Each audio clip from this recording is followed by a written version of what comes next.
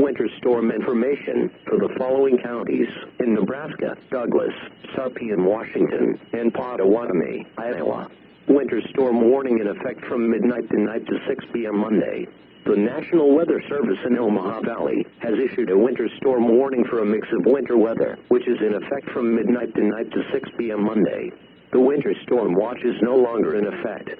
Timing: a mixture of freezing drizzle, freezing rain, sleet, and snow should develop tonight, then continue Monday into Monday evening. Freezing rain and sleet are more likely tonight into early Monday, with snow becoming more likely by midday Monday through the evening.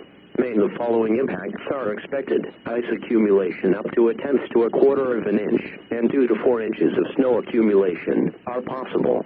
A winter storm warning means significant amounts of snow, sleet, and ice are expected or occurring.